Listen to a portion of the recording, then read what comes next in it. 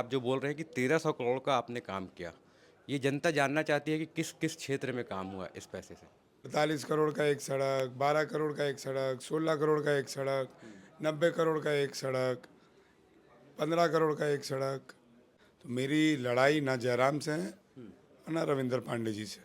देखिए, 365 दिन अगर कोई विधायक काम करेगा तो ना 20 दिन प्रचार करके वो जीतेगा और ना 20 दिन प्रचार करके वो हारेगा। कोल इंडिया हो, सीटीपीएस हो, बीटीपीएस हो, बीआरएल डीएवी, बीआरएल फैक्ट्री हो, तमाम डीएवी स्कूल हो, गोमिया आईएल हो, टीवीएनएल हो, बोकारो स्टील प्लांट हो, सिंदरी कारखाना हो, सिंदरी वैगन फैक्ट्री हो, एचईसीएल हो, एचईसी हो, ये किसी और ने नहीं दिया है। तभी तो जयराम जैसे लोग पैदा होते हैं जो माटी में बांटने का बात करते हैं। चाहे वो मुगल राज हो, बांट कर हिंदुस्तान पर राज किया, चाहे वो अंग्रेज हो, बांट कर हिंदुस्तान पर राज किया, और अब जाके जयराम मातो। भला जयराम मातो का हो रहा है। 1300 करोड़ का काम मजहब मैं मानता हूँ कि 10% का काम है जो मैंने किया। तो मैं पिता के संस्कार पर और पिता के काम पर लड़ रहा था।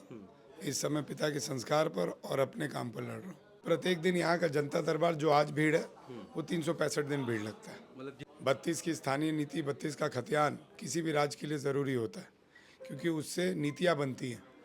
क्योंकि जाति, पार्टी, माटी, धर्म से विकास नहीं होता है। इससे बेहतर है कि बाबा साहब के संविधान पर चले। और जो सर, ये तो मैंने किया, मेरे पिता ने 25 साल 30 साल पहले किया था। चाहे वो रविंद्र पांडे जी हो, चाहे वो जयराम माथो जी हो। इसीलिए दोनों जो बोल रहे हैं उनको बस सुनते जाइए। जोहार हजारीबाग में फैज़ अनवर आप देख रहे हैं जोहार हजारीबाग 81 विधानसभा हम लोग घूम रहे थे, उसी में सेकंड फेज़ में आ गए जिसमें 38 विधानसभा में चुनाव है। 38 विधानसभा में कुछ सीटें ऐसी हैं जो हॉट सीट माना जा रहा है, जैसे डुमरी की सीट, बेरमो की सीट और कई सीटें हैं। उसमें हम लोग बात करने के लिए आ गए हैं कुमार जयमंगल जी, जो अनूप सिंह जी के नाम से फेमस है बेरमो में। सर, चुनाव चल रहा है, कई लोग आ रहे हैं यहाँ, कल्पना सोरेन जी भी आ रही हैं, राहुल गांधी भी जी आ रहे हैं। यहाँ पे एक कैंडिडेट आए हैं जयराम महतो और रविंद्र पांडे जी। क्या लगता है आपको कितना प्रभाव पड़ेगा पिछली विधानसभा चुनाव से लेके? मैं सर उन्हें कैंडिडेट मानता ही नहीं हूँ। देखिए, 365 दिन अगर कोई विधायक काम करेगा तो ना 20 दिन प्रचार करके वो जीतेगा और ना 20 दिन प्रचार करके वो हारेगा। ये 50 वर्षों का घर है, और 50 वर्षों के किए गए कामों को जनता भूलती नहीं। और हम लोग 365 दिन जनता के बीच में रहते हैं। तो मेरी लड़ाई ना जयराम से है और ना रविंद्र पांडे जी से। एक चीज़ है, आपकी भाषण में मैं लगातार देखता आ रहा हूँ कि आप जो बोल रहे हैं कि 1300 करोड़ का आपने काम किया, ये जनता जानना चाहती है कि किस किस क्षेत्र में काम हुआ इस पैसे से? मेरा बुक पब्लिश हुआ है, अभी बताने जाऊंगा। नहीं, वो सुबह से शॉर्ट शाम में तक शॉर्ट में चाहिए सर। कितना शॉर्ट में पूछना चाहेंगे? जैसे अगर एनवायरनमेंट पे बात करें या फिर अगर सड़कों पे बात करें, स्कूल पे बात एनवायरनमेंट करें, पे भी एजुकेशन काम पे हुआ बात करें। है, सड़कों पे भी काम हुआ है। 48 करोड़ का एक सड़क, 12 करोड़ का एक सड़क, 16 करोड़ का एक सड़क, 90 करोड़ का एक सड़क, 15 करोड़ का एक सड़क। ऐसे बहुत ही काम हुआ है। एनवायरनमेंट पर भी काम हुआ है। स्वीपिंग मशीन्स आई हैं 5 करोड़ की, जो कोल फील्ड के जो डस्ट को है वो कलेक्ट करती है। स्कूल पे भी काम हुआ है। 5 करोड़ का राम रतन स्कूल का नया बिल्डिंग बना है, बेल्डी का नया बिल्डिंग बना है, चिलगड्डा का नया बिल्डिंग बना है, आपको भागलपुर स्कूल का नया बिल्डिंग बना है। नर्सिंग में भी काम हुआ है। 4 नर्सिंग कॉलेजेस खुले हैं क्षेत्र में, जहाँ पे बच्चियाँ मुफ्त में रह भी रह रही हैं, पढ़ भी रह रही हैं, और नौकरी भी वहीं से लगा के दिया जा रहा है। तो हर ही फील्ड में काम हुआ है।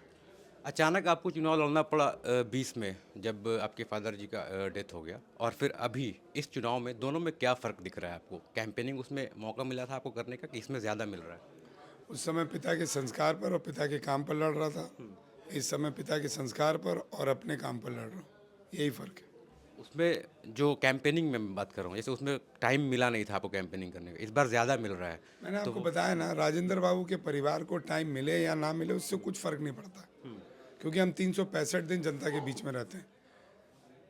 शायद अगर आप जब मेरा फेसबुक हैंडलिंग को देखिएगा तो प्रत्येक दिन यहाँ का जनता दरबार जो आज भीड़ है, वो 365 दिन भीड़ लगता है। मतलब जिस तरह से आज हम लोग देख रहे हैं वही माहौल हर दिन यहाँ पे। यहाँ पे तमाम पत्रकार लोग हैं जो बेरमोई के, आप उनसे पूछ सकते हैं, वो आपको बता देंगे। एक एक चीज़ और है जो एक मॉडल विधानसभा होना चाहिए, वो कैसा होना चाहिए? आप एक मास्टर प्लान लेके आए थे या फिर जैसे काम मिलते गया वैसे करते गए?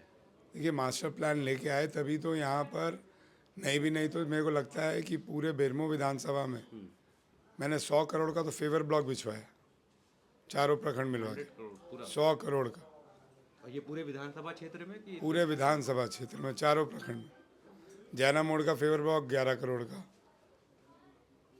उसके बाद आपको फुसरो नगर परिषद का फेवर ब्लॉक 7.5 करोड़ का।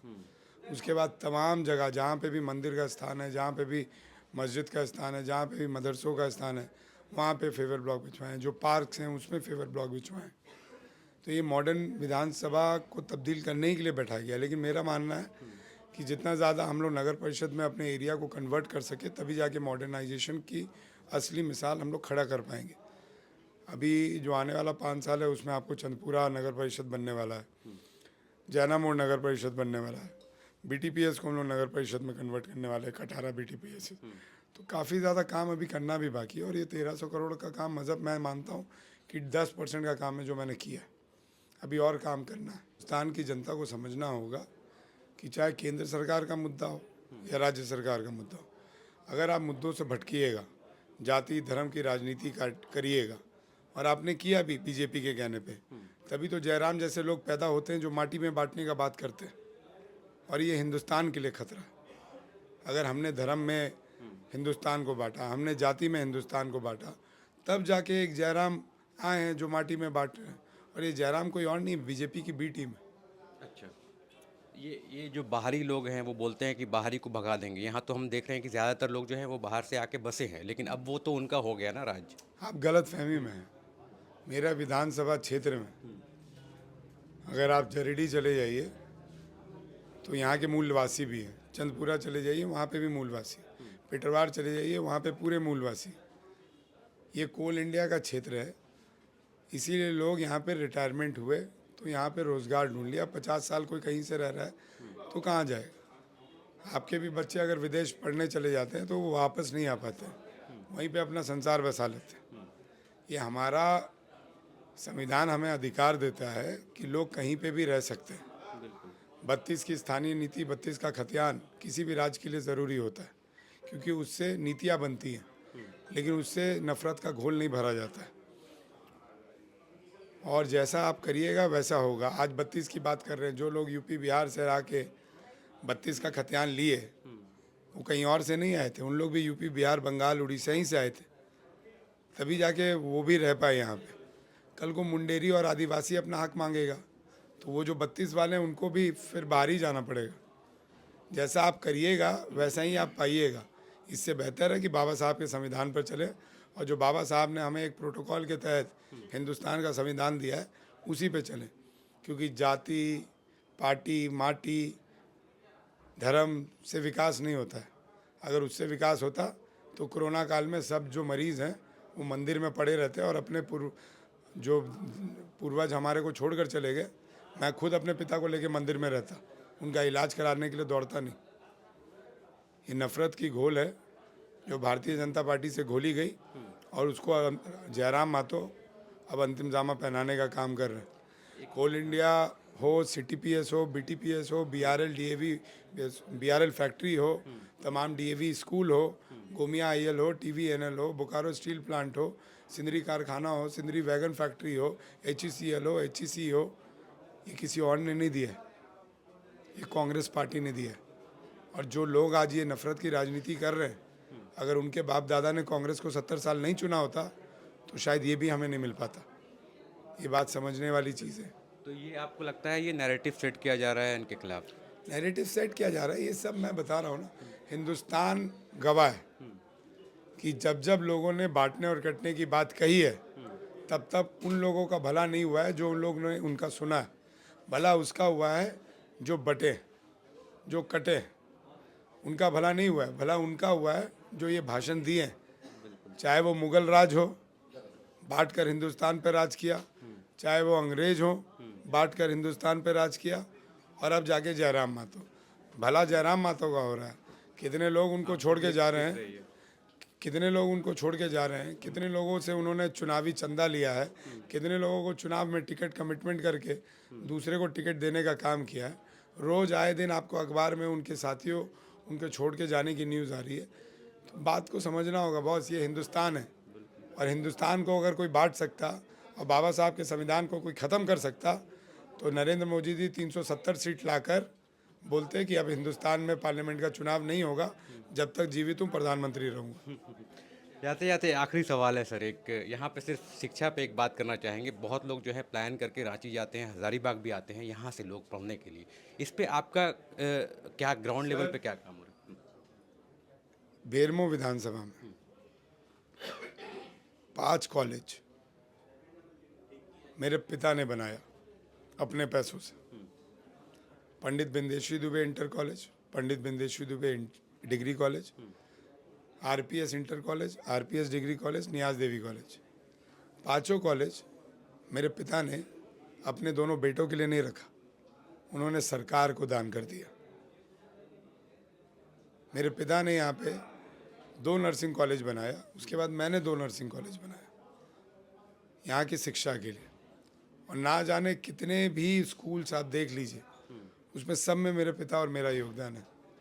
अभी बेल्डी स्कूल को मैंने 1 करोड़ रुपया दिया, मैंने चिलगड्डा स्कूल को 1 करोड़ रुपया दिया, भागलपुर स्कूल को 1 करोड़ रुपया दिया, राम रतन स्कूल का उस बिल्डिंग बनाया, आपको जरीडी स्कूल में कम्युनिटी हॉल और नए क्लासरूम्स बनाए। तो ये सब आप अपने 4 साल के कार्यकाल में किया आपने? सर ये तो मैंने किया, मेरे पिता ने 25 साल 30 साल पहले किया था।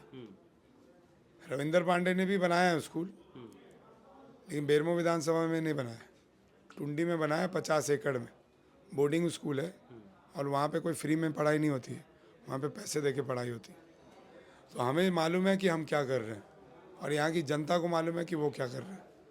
इसलिए बोलना आसान है और आज के समय में नेतागिरी करना आसान है, लेकिन इतिहास पता करना और इतिहास के नाम पर पूर्वजों को सम्मान देना वो सबकी बात नहीं है, चाहे वो रविंदर पांडे जी हों, चाहे वो जयराम माथो जी हों। इसीलिए दोनों जो बोल रहे हैं उनको बस सुनते जाइए, बेरमो की जनता 23 तारीख को जवाब दे देगी। बिल्कुल, तो देखते हैं बेरमो की जनता 23 तारीख को क्या जवाब देती है। बहुत बहुत धन्यवाद। मैं फैज़ अनवर, जोहार हज़ारीबाग। धन्यवाद सर।